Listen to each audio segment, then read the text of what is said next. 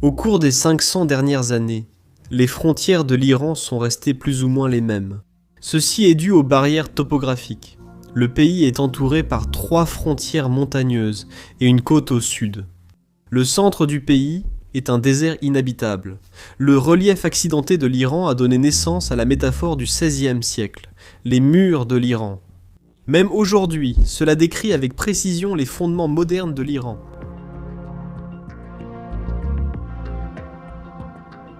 Le relief montagneux de l'Iran ressort clairement sur la carte, notamment avec la chaîne du Zagros comme principale barrière topographique. Ces montagnes sont peuplées par de nombreux groupes ethniques non persans, comme les Kurdes et les Azerbaïdjanais. Contrairement à la majorité de la population iranienne, les Kurdes sont sunnites et non chiites, et ils peuplent également les régions montagneuses en Irak et en Turquie. C'est pourquoi les grandes puissances ont toujours utilisé le peuple kurde pour manipuler les tensions ethniques dans la région. Les montagnes du Zagros sont constituées la frontière de l'Iran avec la Turquie et l'Irak, et vous remarquerez probablement que l'Irak est plat, alors que l'Iran est montagneux. C'est pourquoi cela a constitué la frontière historique entre la Mésopotamie et la Perse. La seule exception à cela se trouve au sud, où se trouve la province du Khouzistan. Cette région est plate, mais elle est en partie marécageuse. Ici, les rivières Tiras et Euphrates s'unissent pour former la voie navigable de Chett el-Arab. Bien que ce soit une plaine, la nature marécageuse rend le Khouzistan défendable. Mais cette région est peuplée par des Arabes ethniques, et non des Perses, et par conséquent, cette zone est vulnérable au séparatisme et aux opérations clandestines. Et le service de renseignement iranien est toujours en état d'alerte maximale dans cette région. Cela explique aussi la capture de marins britanniques, et les rapports sur des opérations spéciales américaines dans la région. Au nord se trouvent les montagnes de l'Alborz. Celles-ci sont principalement peuplées d'Azerbaïdjanais, ou d'Azéris. Pour faire court, ils sont de loin le plus grand groupe minoritaire en Iran, comptant environ 25 millions, sur un total de 74 millions. Les choses se compliquent davantage avec la République indépendante d'Azerbaïdjan au nord. Le peuple azerbaïdjanais a été divisé par les empires russes et perses au XIXe siècle. Et depuis l'indépendance de la République d'Azerbaïdjan, l'Iran craint que sa propre population azerbaïdjanaise ne devienne un mouvement séparatiste. Aujourd'hui, bien qu'il s'agisse d'un groupe important, la langue azerbaïdjanaise n'est pas enseignée dans les écoles. La langue est pratiquement interdite dans le système éducatif afin d'accélérer le processus d'assimilation au persan. Cela a entraîné une hausse rapide des idées sécessionnistes parmi les Azerbaïdjanais en Iran.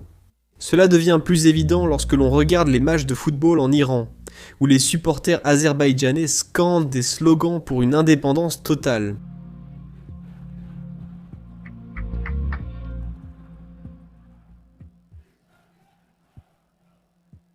Plus loin, il y a la mer Caspienne et le désert du Karakoum au Turkménistan, ainsi qu'une extension des montagnes de l'Alborz.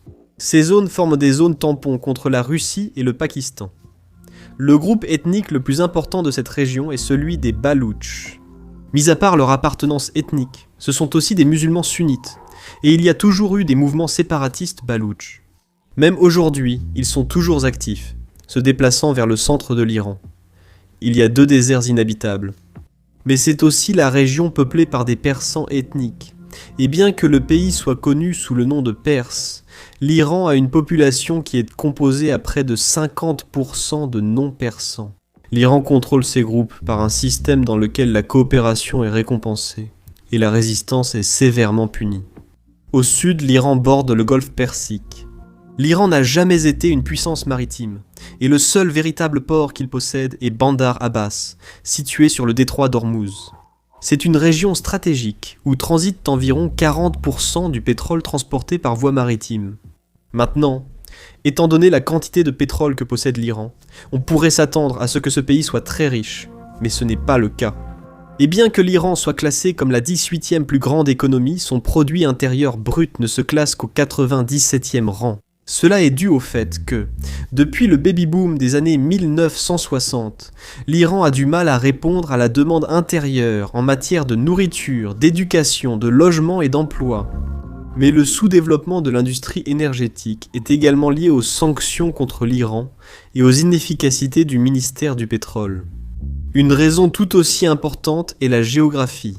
Une grande partie du pétrole iranien se trouve dans des terrains difficiles d'accès, ce qui augmente les coûts de transport et réduit la rentabilité. C'est pourquoi la hausse des prix du pétrole n'a aucun effet sur la vie des Iraniens moyens.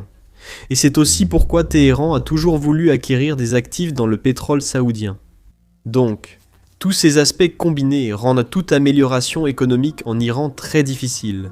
Et sans le pétrole, l'Iran serait déséquilibré et dans une pauvreté totale. Mais, comme par le passé, la plus grande menace pour l'Iran vient de l'extérieur. Historiquement, l'Iran a été envahi et conquis à plusieurs reprises. Et la plupart de ces conquêtes sont venues soit du nord-est, de puissances d'Asie centrale, soit de l'ouest, des Grecs, des Arabes, des Ottomans et des Britanniques. Mais mener une guerre sur le front ouest de l'Iran, dans les montagnes du Zakroz, est très difficile, même à l'époque moderne. L'armée de Saddam Hussein l'a appris à ses dépens lorsqu'elle a envahi l'Iran, mais les Iraniens ont tiré une leçon tout aussi importante. Eux aussi ont échoué à lancer une invasion à grande échelle depuis les montagnes du Zéron vers les plaines de l'Irak. Les problèmes logistiques rendent toute invasion à grande échelle à travers les montagnes du Zakros une mauvaise idée. En général, l'Iran est à la fois défendu et contenu par sa topographie, et donc sa plus grande vulnérabilité est interne. Environ 50% des Iraniens ne sont pas perses, et la majorité subit des discriminations liées à l'ethnie, la religion ou la langue. C'était un rapport de Caspian Report. Merci d'avoir regardé Soul.